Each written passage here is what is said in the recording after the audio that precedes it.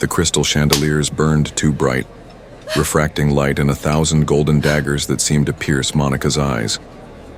She sat perfectly still, back straight against the velvet chair, hands folded on the polished mahogany table.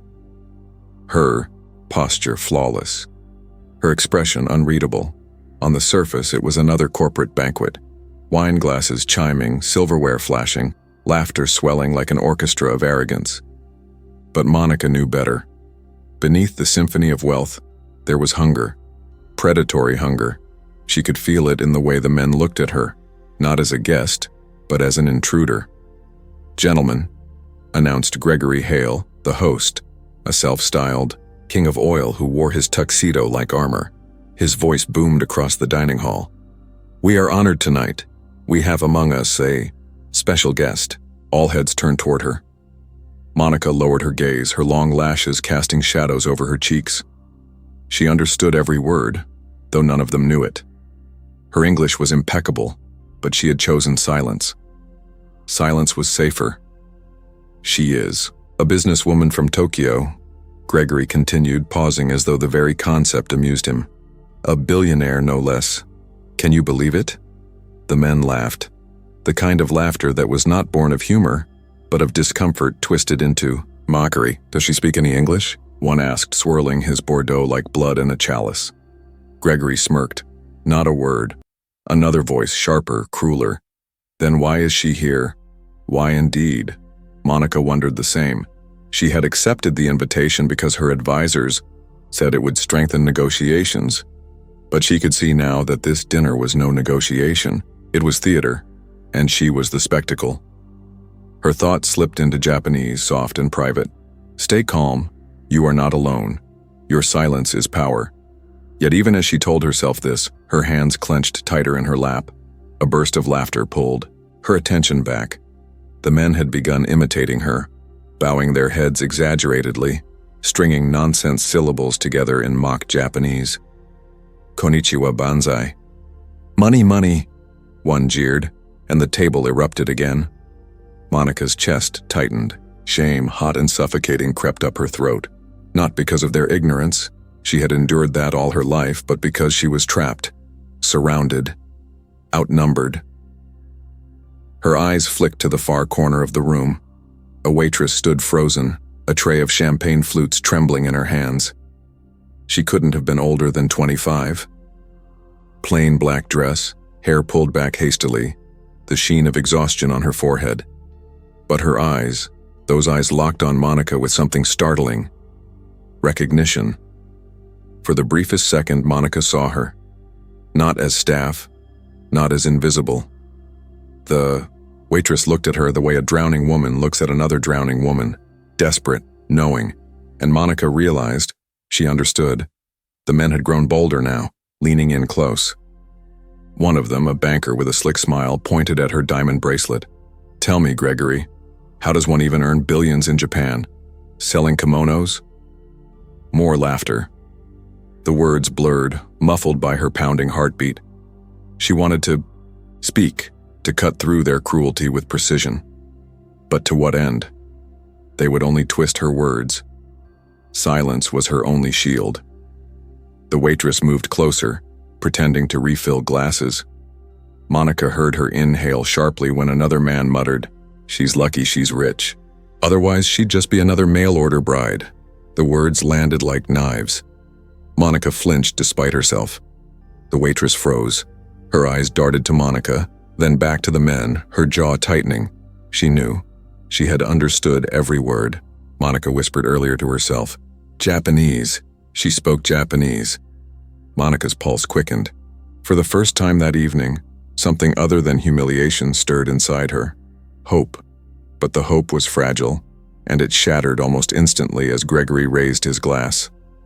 "To progress," he declared, eyes glinting. "And to those who join us even if they don't understand a damn thing we say." The men roared with laughter, pounding the table. The sound rattled through Monica's chest, a drumbeat of humiliation. The waitress set down her tray with a sharp clatter.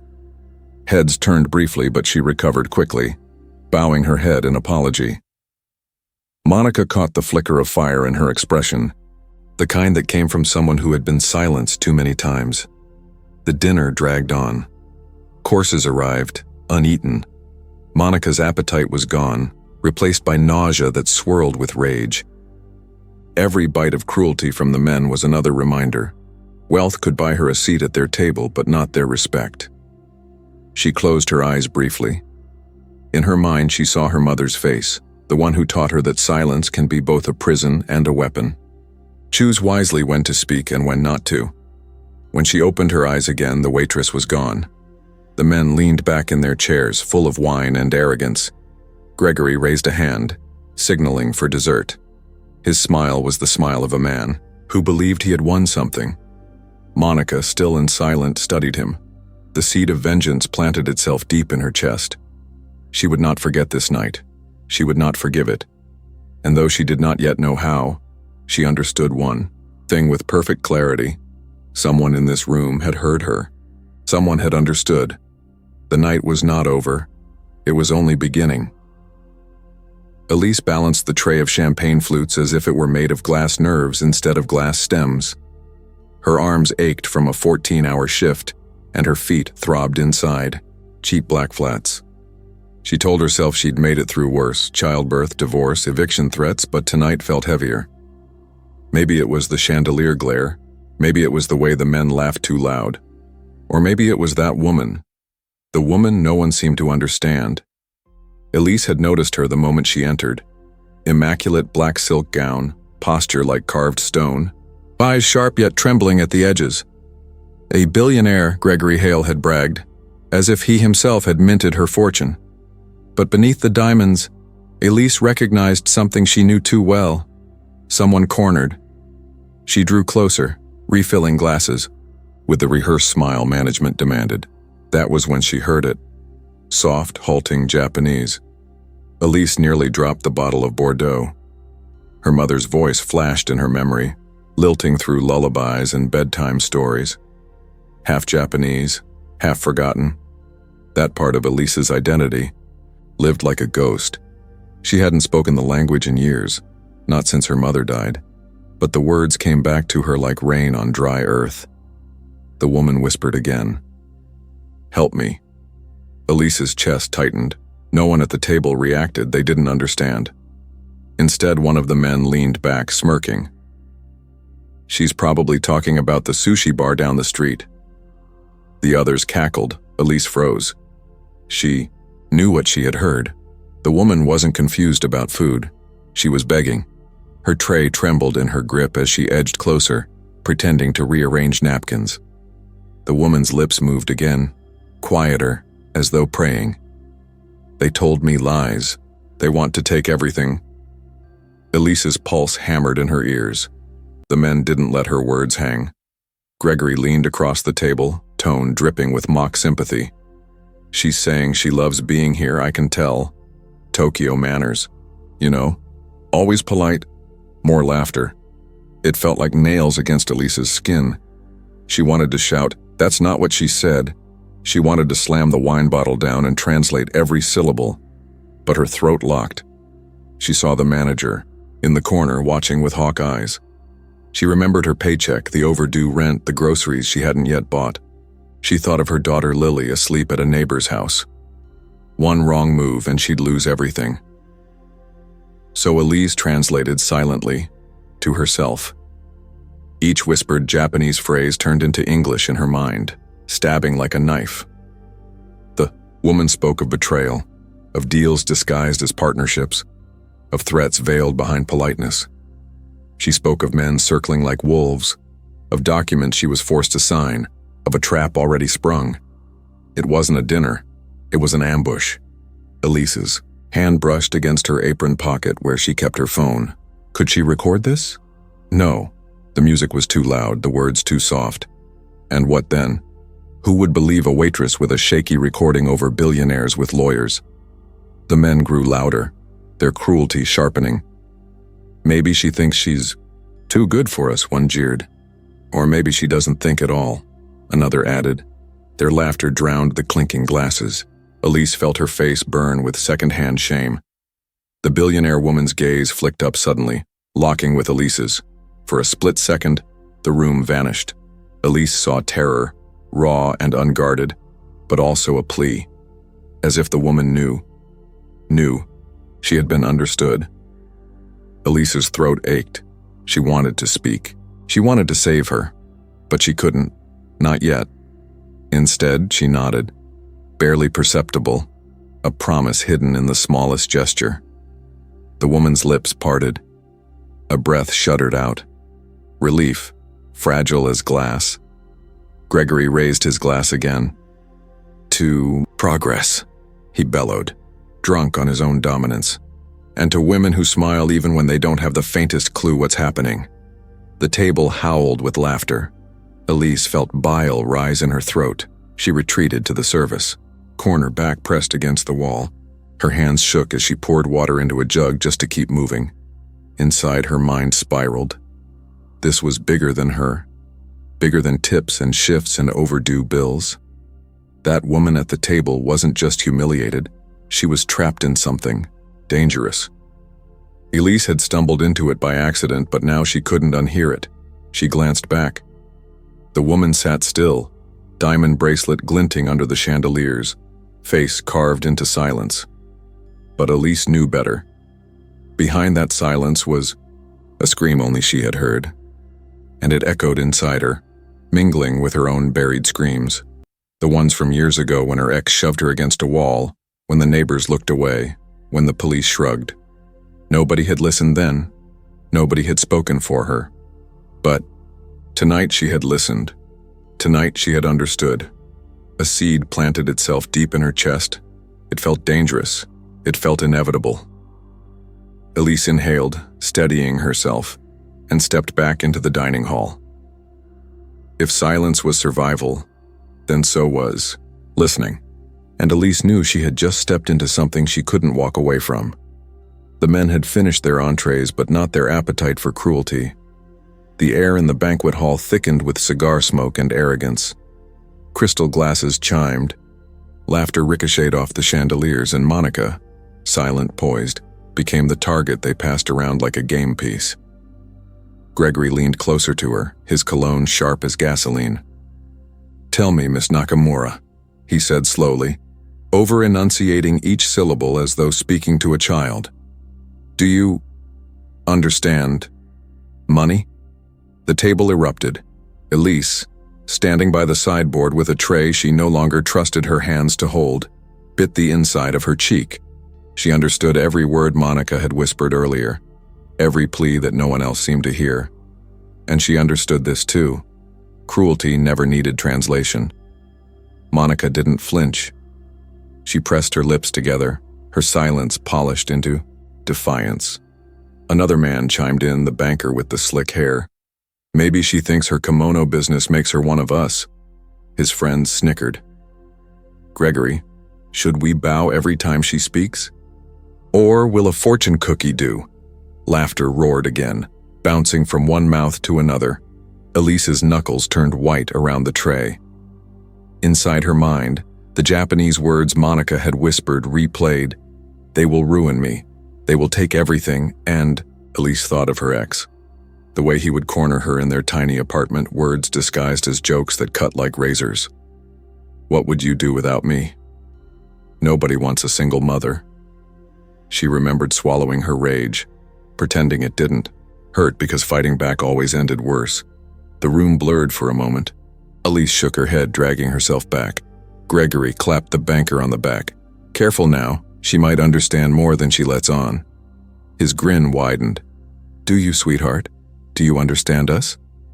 Monica's eyes flickered. Just for a second, toward Elise. A signal, a plea. Elise's chest burned. Her tongue ached to move, to cut through the mockery, to translate, to scream. But the image of her daughter Lily flashed in her mind. Her small backpack by the door, her messy drawings taped to their cracked refrigerator. Elise couldn't risk it. Not her job. Not the only steady paycheck keeping them afloat. So she stayed frozen. The jokes grew uglier. "Maybe she's here to buy one of us," someone sneered. "Buy? She should pay us for this dinner." "Careful, she might slip wasabi in your drink." The laughter was no longer just noise. It was a weapon. Monica's breathing quickened. Elise saw her chest rise and fall, the subtle tremor of someone enduring humiliation as though it were gunfire. Her silence was still a shield, but Elise knew shields cracked. Gregory poured himself another glass of wine, eyes never leaving Monica. His tone shifted, darker now. "Tell me, Miss Nakamura, when a woman runs a company, how does she keep control? Does she smile pretty? Or does she bend?" The table hushed, hungry for the escalation. Elise's heart pounded. She understood his meaning. Monica did too. Her knuckles tightened against the linen tablecloth. "Maybe she can teach our wives how to obey," another added, and the laughter returned, sharper, crueler. Elise's vision blurred. For a second it wasn't Monica at that table. It was her, Elise, pinned in a kitchen corner with her ex's voice in her ear. "Smile when I tell you to smile." Her breath caught. Her throat ached. "Say something." The words screamed inside her. "If you stay quiet, you are one of them. If you stay quiet, she will break the way you broke." But fear dug its claws deeper. One word from her, and she'd be finished. The manager would fire her on the spot. The men would laugh harder. And Lily would pay the price. Elise's tray slipped an inch. Glasses rattled, liquid sloshing dangerously. She steadied it just in time, cheeks flaming, praying none of them noticed. Only Monica did. Their eyes locked again. In Monica's gaze, Elise saw a mirror, the weight of silence, the suffocating trap, the humiliation swallowed until it became poison. She saw herself, the bruises she covered, the apologies she whispered for things that weren't her fault. And she saw the question Monica wasn't asking but was burning into her. "Will you let them do this to me too?" Elise's chest heaved. Her lips parted, but no sound came. The men kept laughing. Monica sat still, diamond bracelet glinting like a shackle. Elise stood frozen, the scream trapped inside her body, devouring her from within. She understood something in that moment. Silence wasn't neutral. Silence was complicity. And yet tonight, silence was all she had. Elise's throat burned. She couldn't hold it in any longer. The laughter, the slurs, the way Gregory leaned across the table like a king surveying a captured prisoner. It was unbearable. Monica's eyes, wide and desperate, pinned her in place. "Please," they said without sound. And suddenly, Elise was moving. She set the tray down with a clatter that silenced even the cruelest joke. Her heart pounded so hard she thought her chest might split open. She blurted, the Japanese falling from her lips before she could stop herself. The room froze. Gregory's wine glass halted midair. The banker's smirk faltered, head swiveled, toward her as though the waitress had sprouted wings. Monica gasped softly. The first sound she had made all night. Elise's voice shook, but she forced it steady. "She understands you, all of it, and I understand her." For a heartbeat, silence. Then, an explosion of outrage. "What the hell did she say?" one of the men demanded. "Who the fuck are you to interrupt?" another barked. Gregory's eyes narrowed. "Repeat that, in English." Elise swallowed, her palms slick with sweat. She turned to Monica, who was staring at her as though Elise had just pulled her from a burning building. Elise gave a tiny nod, then looked back at the men. "She said you lied to her. You trapped her. You're threatening to take everything from her." Elise's voice trembled, but it grew stronger with every word. "This isn't a dinner. It's extortion." The table erupted. "Bullshit. She's making it up. Fire her right now, Gregory." Gregory slammed his glass down, wine splattering across the white linen like blood. His face twisted into something raw and venomous. "You don't know what you're talking about, girl. Get out." But Elise couldn't stop now. The dam had broken. She begged for help, she shouted, her voice cracking. "She's not your toy, she's not your joke, she's a human being." The silence that followed was sharper than any blade. Monica's eyes filled, tears shimmering but refusing to fall. Gregory pushed his chair back slowly, deliberately, the scrape of wood against marble echoing through the hall. He stood towering over Elise, his shadow swallowing her. "You," he hissed, "are finished." The banker snorted. "Of course she is. She's a waitress, Gregory. Replace her tomorrow." Elise's breath came fast, ragged. Every survival instinct screamed at her to shut up, to bow, to apologize. But another voice rose inside her. Her mother's voice, the one that taught her lullabies in Japanese. "Silence can be a prison. Speak when the cost is worth it." "It was worth it. I heard everything," Elise whispered, "and I won't forget it." Gregory's eyes flashed cold and sharp. "You won't forget it because you'll never work in this town again. You're done." Her stomach dropped. She thought of Lily, rent, groceries, the neighbor who already complained about babysitting too often. But even as terror clawed at her, another sensation bloomed beneath it: relief.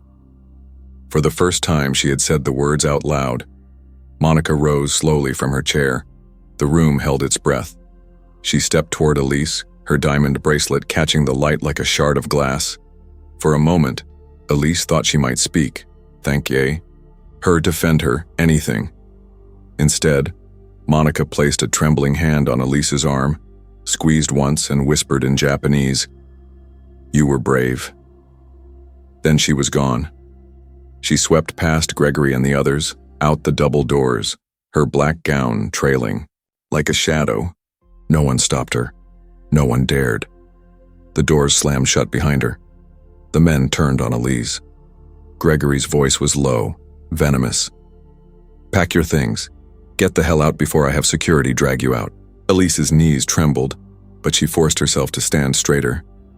Her apron strings dug into her waist as she fumbled to untie them. Around the table, the men smirked, satisfied with her humiliation. She dropped the apron on a chair, her hands shaking. For a moment, she wanted to beg for her job, to plead that she had a daughter to feed, but she bit it back. She had begged before, in court, in front of her ex, in welfare offices. Tonight she would not. She walked toward the exit, her heart breaking with every step. At the doorway, she turned once more. The men had already resumed their laughter, dismissing her as easily as an empty wine bottle. But Gregory's eyes followed, her calculating, dangerous. She held his gaze, just for a second, just long enough to make him know. She had seen him. She had heard him, and one day the world would too. Then she pushed through the doors. The cold night air hit her lungs like water after drowning. She staggered onto the sidewalk, clutching the railing for balance. Her whole body trembled, not from fear, but from release. She was ruined, fired, maybe blacklisted. Tomorrow she would have to explain it all to Lily. She would cry into the darkness when her daughter slept. But tonight, something had shifted. Her silence had cracked, and in the fracture, light had poured through. For the first time in her life, Elise felt that silence wasn't just survival. It could be betrayal, and she would never betray another woman again. The apartment smelled faintly of damp carpet and microwaved noodles. Elise closed the door softly behind her. Though it didn't matter, Lily was still awake. Her daughter's voice called from the bedroom, small and hopeful. "Mommy?" Elise's chest clenched.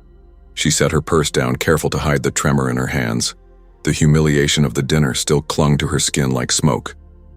Gregory's sneer, the laughter, the word finished echoing in her ears.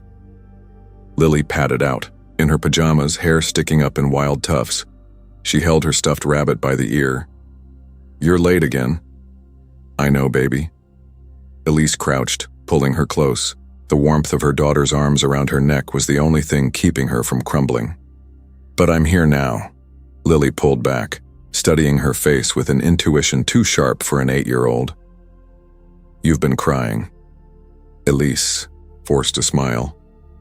"Just tired," but the truth was heavier. She had no job now, no paycheck. The landlord's pink overdue notice still sat on the counter, glaring at her. Tomorrow, the grocery list would mock her empty wallet. And all because she had spoken. For a moment, Elise almost regretted it. Almost. "Did they make fun of you again?" Lily asked softly. Elise's throat tightened. Out of the mouths of children.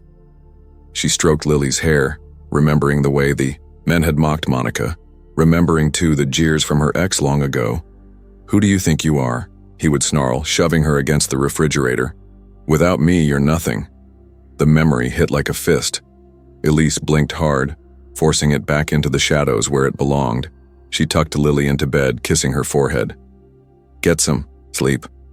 Tomorrow's a school day. Will you be here in the morning? Elise hesitated. No shifts tomorrow, because she had no shifts at all. Yes, she whispered. I'll be here. Lily smiled, satisfied, and turned on her side, clutching the rabbit tight. Elise sat in the kitchen after, the only light the dull yellow bulb above the sink. Bills were spread across the table, rent overdue, utilities threatening shutoff, Lily's school fees looming like storm clouds. Her hands trembled as she shuffled them, each envelope a reminder of how precarious her life had always been. She thought of Gregory's face, the smugness of men who had never once worried about a light bill. She thought of Monica's eyes, wide, with relief when Elise spoke. She thought of her ex, whose voice still haunted her bones, and she thought of Lily, her daughter, who believed her mother was strong, who believed her mother could protect her. Elise's chest burned. It wasn't just grief, it was rage. Rage at the men who mocked Monica. Rage at the managers who would toss Elise aside like trash. Rage at a system that never protected women, never listened, never cared. She pressed her hands against the table, leaning forward as the heat rose through her body. She had been silent too long. Silent when her ex raised his hand. Silent when her boss cut her shifts. Silent when customers leered and she forced a smile for tips. Tonight she had broken that silence and lost everything. But maybe losing everything was the start of something else.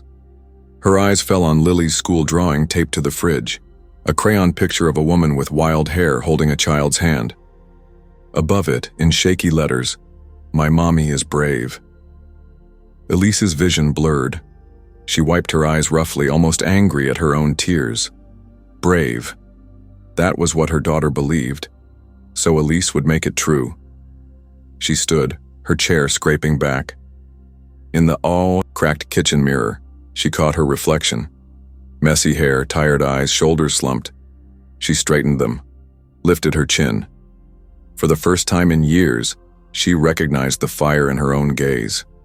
No more silence, not as a woman, not as a mother. The news alert blinked across Elise's cracked phone screen just after dawn. She sat hunched at the kitchen table, nursing a cheap mug of coffee that tasted more like burnt cardboard than caffeine. Japanese billionaire heiress reported missing in Manhattan.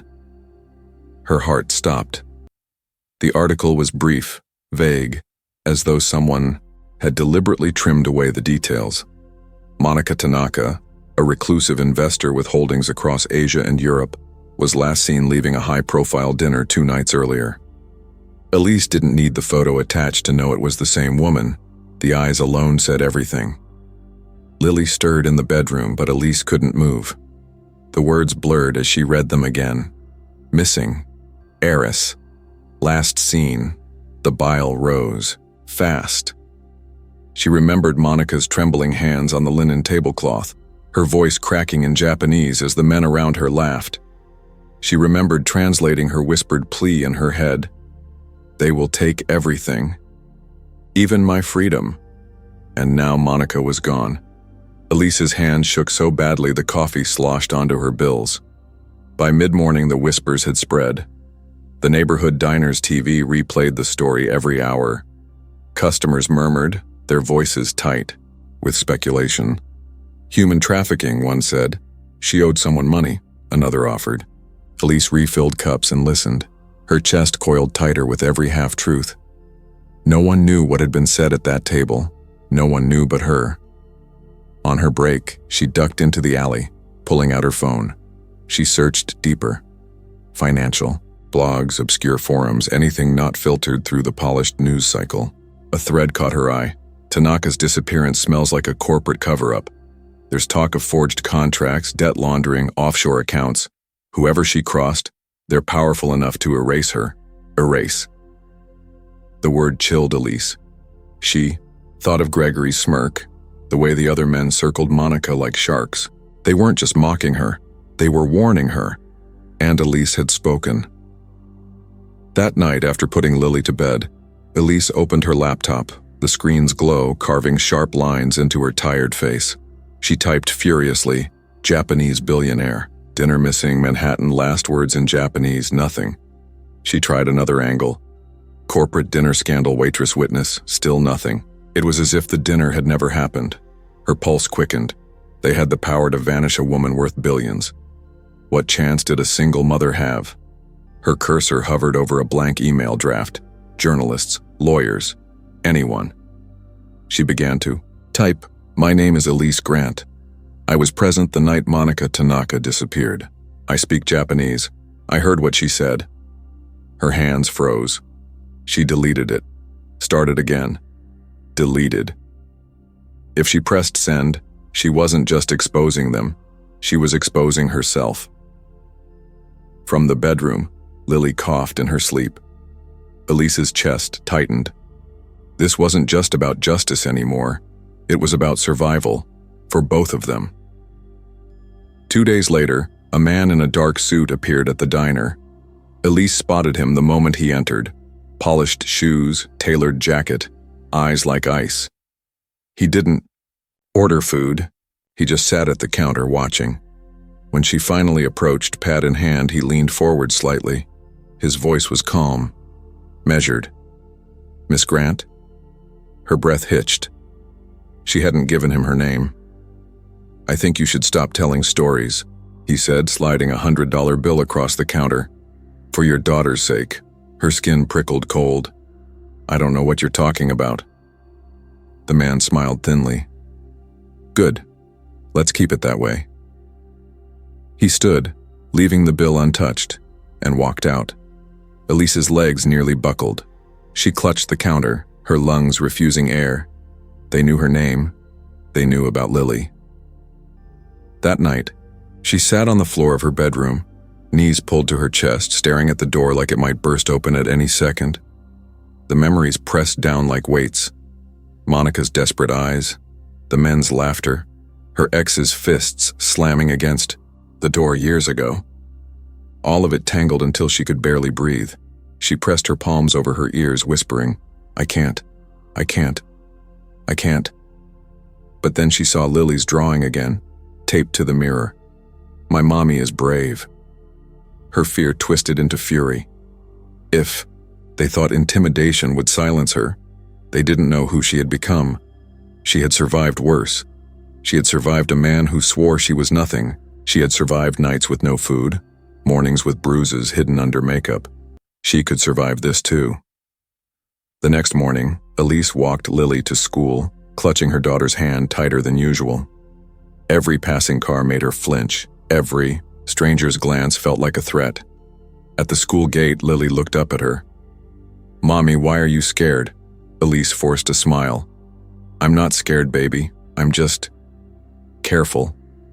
But inside, she burned. Because the truth was, she wasn't careful. She was cornered. By noon, Elise sat in a lawyer's office, her last $30 clutched like a lifeline. The young attorney frowned as she spoke, disbelief flickering across his features. You're saying you understood what she said? Yes, I'm fluent. My mother was Japanese. And you believe this dinner was a setup? I don't believe it, I know it. He leaned back, exhaling. Elise, without proof, without recordings, it's your word against billionaires. Do you understand how dangerous that is? Her throat tightened. So I should just stay silent? The lawyer hesitated, then leaned forward, lowering his voice. If you want to protect yourself, yes. Elise's eyes burned. She stood, shoving her chair back. Thank you for your time. As she walked out, her legs trembled, but her spine stayed straight. If no one would help her, she would help herself. That night she wrote again. Not emails this time, notes, dates, details, everything she remembered about the dinner, the jokes, the threats, Monica's exact words. She filled page after page, her handwriting jagged but relentless. If they erased Monica, they wouldn't erase Elise, not without a fight. The knock on her door came just past midnight. 3 sharp raps that made her blood run cold. She froze, pen slipping from her hand. From the bedroom, Lily's sleepy voice drifted out. "Mommy?" Elise forced her breathing steady. "It's okay, baby. Go back to sleep."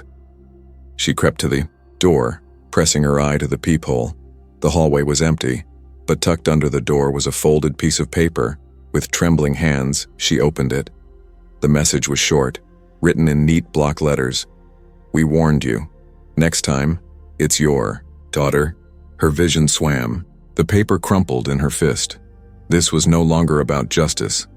This was survival. The courthouse smelled of polished wood and fear. Elise sat stiff on the witness bench, palms pressed against her knees, pulse thudding in her ears.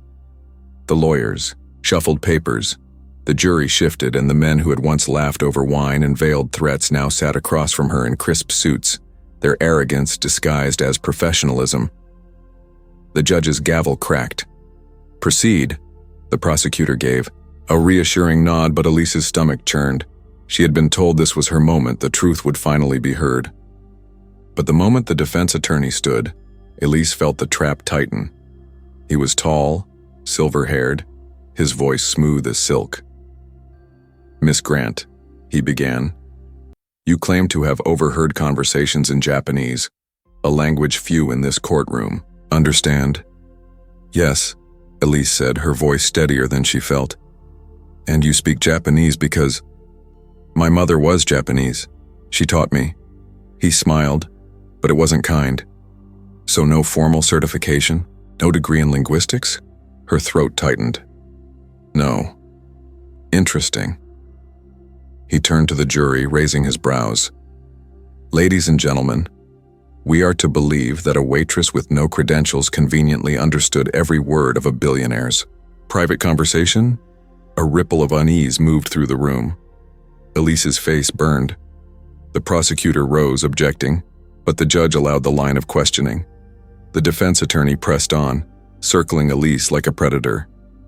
"Tell me, Miss Grant, are you in the habit of eavesdropping on customers, translating their private conversations for your own entertainment?" Elise gripped the wooden railing, her knuckles white. "I wasn't eavesdropping." She was pleading. "For help." A smirk curled his lips. "Or perhaps you thought she was. Perhaps you misheard or misinterpreted. After all, stress, noise, nerves, these things distort memory." Her heart pounded. She wanted to scream that she remembered every syllable, every tremor in Monica's voice. But the lawyer's tone made her own certainty sound like delusion. When the cross-examination ended, Elise sagged in her seat. But her torment wasn't finished. The defense called witnesses of their own, former co-workers, managers, even old acquaintances.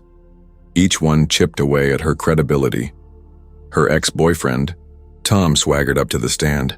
Elise's stomach twisted. She hadn't seen him in years, yet here he was, smirking like the devil in a cheap suit. "Mr. Carter," the defense attorney said, "you dated Miss Grant, correct?" Tom leaned into the microphone. "Yeah, lived with her too." "And how? Would you describe her stability?" Elise's breath caught. Tom chuckled. "Unstable, emotional, always imagining things. I broke it off because she was paranoid, accusing me of things I never did." Her hands trembled. "He hit me." She wanted to shout. "He broke me down piece by piece, but no one asked about that. No one cared." The attorney pressed. "So, in your opinion, she has a tendency to exaggerate?" "Oh yeah," Tom said, his grin widening. "She loves playing the victim." The jury scribbled notes. Elise's chest constricted, rage and humiliation, burning hot tears behind her eyes. During recess, she sat alone at the cold wooden table. Former co-workers who once laughed with her in the diner hallways now avoided her gaze. Even friends she'd leaned on stopped returning calls. It felt as though the courtroom wasn't just putting her testimony on trial, it was putting her entire life on display. Every mistake, every bruise, every scar was now evidence against her. She closed her eyes, fighting the rising tide of despair. She could almost hear Gregory's mocking voice in her head. "You're nothing. You'll never be believed." The next day, the prosecution tried to salvage her credibility. Elise was asked to recount Monica's words in Japanese, and then translate them aloud. The syllables left her mouth sharp and clear, the courtroom hushed by the foreign cadence. She said, Elise finished, voice trembling, "They will take everything, even my freedom." The words hung heavy in the air, but the defense pounced again.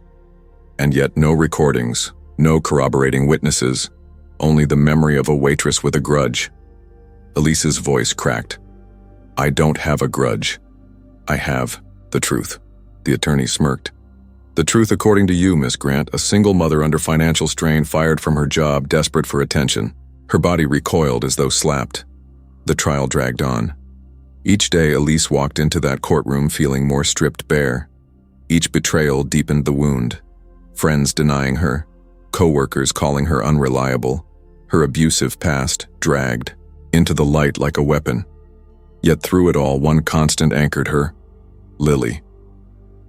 Her daughter sat in the gallery some days, legs swinging, rabbit clutched in her lap. Every time Elise faltered, her eyes found Lily's. In that gaze, there was, no doubt, no ridicule, only faith. When Elise's voice wavered under cross-examination, Lily's small smile steadied her. When Tom spat lies from the witness stand, Lily's innocent frown reminded Elise who she was fighting for. When the courtroom walls closed in, suffocating, Elise breathed in her daughter's belief and found her footing again. By the final week, Elise was exhausted, her body hollowed by stress, but her resolve hardened. She could not undo the betrayals, could not silence the whispers, could not erase the humiliation, but she could endure. Because for every sneer, every twisted narrative, every betrayal meant to shatter her, there was one unshakable truth. Lily still believed, and Elise would not let that faith die. The courtroom was colder than usual that morning, or maybe it was Elise's own body, trembling under the weight of what she was about to do. Her hands clutched the worn edges of the witness stand, palms slick with sweat. The judge peered down from the bench, the lawyers gathered their papers, and the jury waited, pens poised. "Miss Grant," the prosecutor said softly, "please tell the court, in your own words, what you witnessed the night of Ms. Tanaka's disappearance." The air thickened. Elise's throat ached with dryness, but when she opened her mouth, the words came, halting at first, then sharper, each syllable a blade. She was scared, Elise began, her voice cracking. No one could see it because she smiled, because she raised her glass, because that's what was expected. But I speak Japanese, I understood her, and what I heard was not a toast. Her eyes flicked across the room. The men who had mocked Monica sat stone-faced, but Elise saw the flicker of unease in their eyes. "She said," Elise continued, switching into Japanese. Her voice filled the chamber, foreign syllables slicing through the air like thunder. She translated after each line, "They are lying to me. They will take everything I have. Even my freedom is not safe here." Gasps rippled through the room. Elise felt her chest tighten, but she pressed forward, her voice gathering strength. "And when they laughed, she looked at me. Just once. Her eyes begged me. Help me." The silence that followed was suffocating. The defense attorney rose slowly, his silver hair gleaming under the fluorescent lights. His voice was calm, condescending. "Miss Grant, you're telling us this billionaire heiress in a room full of powerful men somehow expected a waitress to save her?" "Yes." Elise's voice did not waver. He chuckled, shaking his head. "Do you understand how absurd that sounds?" Elise leaned forward, her voice steady. "Do you understand how absurd it sounds that no one else listened? That everyone sat there and laughed while a woman begged for her life?" The attorney's smirk faltered, but only for a moment. "Objection," he snapped. "Speculation." "Sustained," the judge said. But the jury was listening now, really listening. Elise felt it. The prosecutor encouraged her to continue, to recount every detail. So Elise did. She described the gleam of the wine glasses, the way Gregory's hand lingered on Monica's shoulder, the cruel cadence of the jokes no one else understood. Each memory cut Elise open, forcing her to bleed in front of strangers. But she kept going. She had to. And then unexpectedly she spoke of herself. "I didn't speak up right away," she admitted, her voice trembling. "I was afraid. I've been afraid most of my life. I was afraid of losing my job, afraid of being called crazy, afraid of men who thought they could decide what I was worth. But that night I realized my silence was a crime too." The courtroom was frozen. Even the judge leaned forward. Elise's tears blurred her vision, but she didn't stop. "I am a mother. My daughter thinks I'm brave. And for her, for Monica, for every woman who has been laughed at, dismissed, erased, I will not be silent again." The words struck like lightning. For the first time, Elise didn't just feel like a witness. She felt like a weapon. The defense struck back viciously. "You're emotional, Miss Grant," the attorney sneered. "You admit to fear, to instability. Isn't it possible you imagined what you wanted to hear? That your so-called testimony is nothing more than projection?" Elise's stomach churned, but she lifted her chin. "If I imagined it, then why are you all so afraid of me repeating it?" A murmur swept through the gallery. The judge banged the gavel for order. The attorney's jaw tightened. "Miss Grant, you've already lost your job, your reputation. Is this testimony just your attempt to stay relevant? To gain sympathy?" Her voice sharpened, louder than she intended. "I don't want sympathy. I want the truth spoken out loud, so no one can bury it again." The jury's pens scratched furiously. By the time Elise stepped down, her legs shook, her body hollowed out from the weight of her own words. She sank into the hard wooden chair beside her lawyer, heart hammering. For a long moment the courtroom was silent. Even the air felt reverent, like something sacred had been unleashed. She risked a glance at the gallery. Lily sat in the front row, rabbit clutched to her chest. Her daughter's eyes shone with tears, but her smile was steady, radiant. Elise's chest swelled with something she hadn't felt in years. Pride. She had spoken. She had broken the silence. And nothing could take that back. The defense still fought, calling her unstable, a fantasist, a woman scorned. They twisted her words into knots, tried to drown her voice beneath legal jargon and sneers. But the tide had shifted, because Elise had given Monica a voice again, and in doing so she had given herself one too. That night when Elise returned home, she collapsed onto the couch, exhausted. Lily curled up beside her, small hand resting on her mother's arm. "Mommy," she whispered, "you were really brave today." Elise kissed her forehead, tears stinging her eyes. "I was brave because of you." For the first time in years, Elise didn't feel like a woman drowning in fear. She felt like a survivor standing at the edge of something new, something stronger. And though the trial was not yet over, she knew this much was true. Her testimony had shaken them, and it would keep shaking them, until the truth could no longer be ignored. The jury had been gone for hours. Elise sat in the packed courtroom, hands clenched so tightly around Lily's that her knuckles ached. The murmurs of reporters, the scratching of pens, the hum of fluorescent lights, all of it blurred into a low roar in her skull. Every second stretched. Every tick of the clock on the wall sounded like a countdown.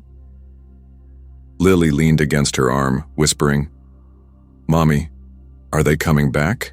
"Yes," Elise whispered, though the word tasted like ash. "Soon?" Her lawyer shuffled papers, but Elise knew he was just as restless. Across the aisle, the men in suits whispered to each other, their arrogance cracked but not shattered. Gregory leaned back in his chair, smirking faintly, as if confident the system would protect him, as it always had. Elise's stomach churned. She thought of Monica's eyes the way they had begged. She thought of every betrayal since, the co-workers who called her unstable, the ex who smeared her, the defense attorney who wielded her fear like a weapon. She squeezed Lily's hand tighter. Please, please let them hear me.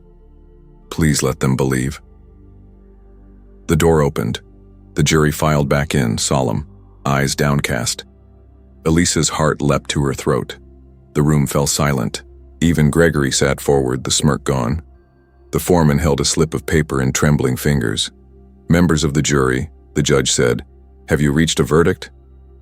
Yes, Your Honor. Elise's breath stuttered. The bailiff took the folded paper, handed it to the judge. The judge unfolded it, scanned the words, then returned it. In the case of the People versus Gregory Shaw and Associates, the foreman read, voice unsteady, we, the jury, find the defendants guilty. The word cracked like thunder through the chamber. Gasps erupted. Reporters scribbled furiously, cameras clicked, lawyers barked motions. But Elise heard nothing. Only that one word, reverberating through her bones. Guilty. Her hands flew to her face, sobs bursting out before she could stop them. Not the sharp sobs of grief, but the shuddering, broken sobs of release. Years of silence, fear, humiliation, all pouring out in a flood. Lily threw her arms around her mother's neck. You did it, Mommy, she cried, her own voice breaking with joy. Elise clutched her daughter tight, rocking her as if they might both disappear. No, baby, she whispered, through tears. We did it. Across the aisle, Gregory erupted. This is a farce, he bellowed, slamming his fist on the table. She's nothing but a waitress. This entire trial is a circus. His lawyer tried to calm him, but Gregory's face was red, spittle flying as he screamed. Security moved, in restraining him, his rage echoing down the hall as he was dragged out. For the first time, Elise saw him for what he truly was, not untouchable, not invincible, not godlike. Just a man, small, furious, and powerless. The others followed, their masks of confidence shattered. Elise wiped her eyes, her body trembling with the strange, raw sensation of justice. Fragile, incomplete, but real. When court adjourned, Elise sat frozen for a long moment, unable to move.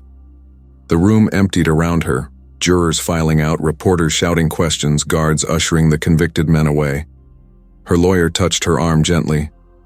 Elise, it's over. She nodded, though the word over felt too simple for what had just happened. Monica was still gone. Elise's scars were still etched into her skin, into her memory, but the truth had been spoken and believed. As she stood, Lily's small hand found hers again. Elise looked down at her daughter, her eyes wide with pride. You're really brave, Lily said. Elise knelt, cupping her daughter's face in both hands. No, sweetheart, I was scared the whole time. Then how did you do it? Elise smiled through her tears. Because of you. Outside the courthouse, the world exploded in flashes of cameras and shouted questions. Elise shielded, Lily with her body pushing forward, her heart pounding. How does it feel, Miss Grant? Do you believe justice was served? Do you regret speaking out?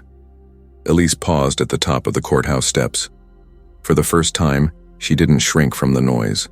She lifted her chin, eyes wet but steady. I don't regret telling the truth, she said firmly.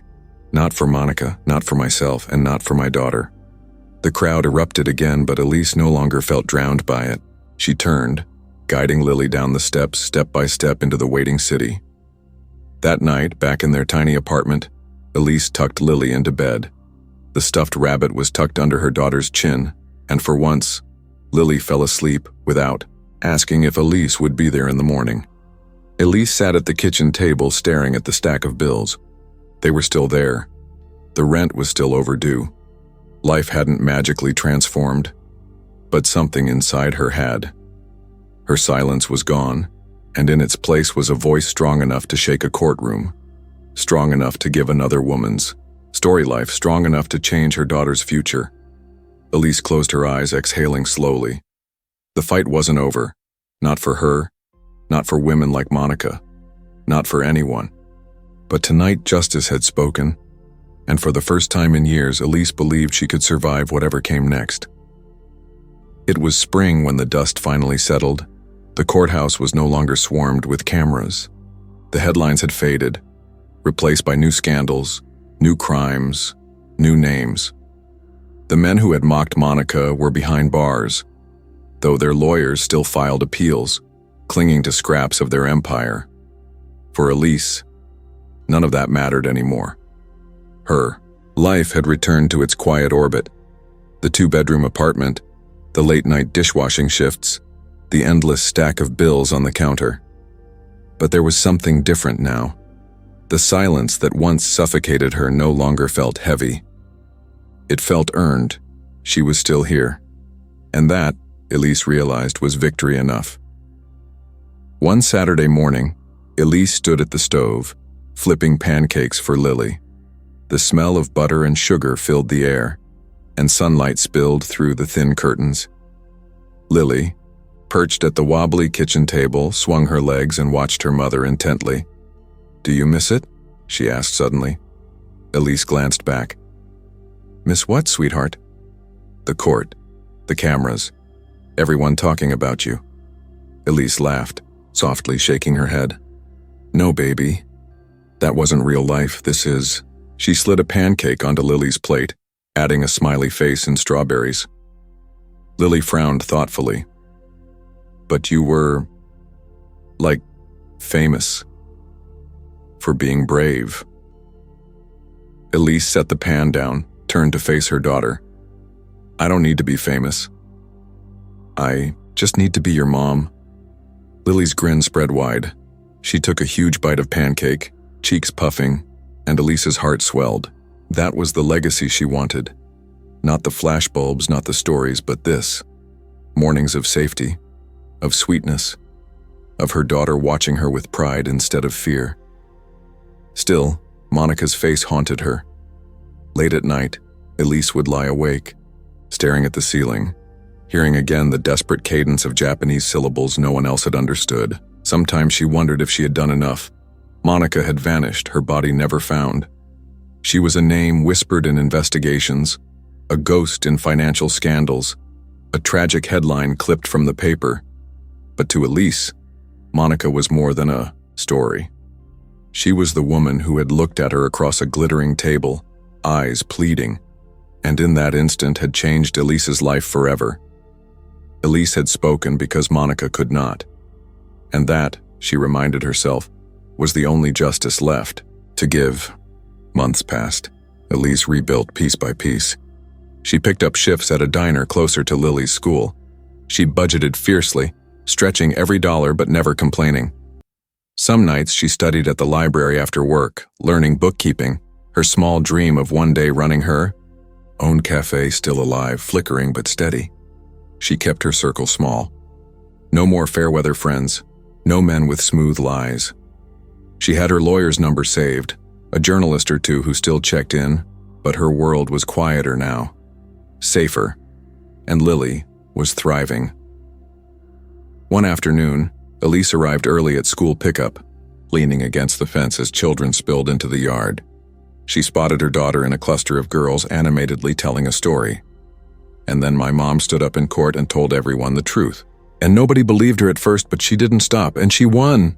The other girls' eyes went wide, impressed. Lily beamed, arms spread wide as if to hold the weight of the story. Elise felt her throat tighten.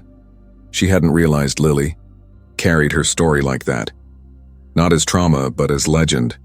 Her daughter wasn't ashamed of her. She was proud. Elise wiped a tear before Lily noticed. That night, as Elise tucked her in, Lily whispered, "Mommy?" "Yes, love. Does it make you sad? Talking about that night? About her?" Elise hesitated.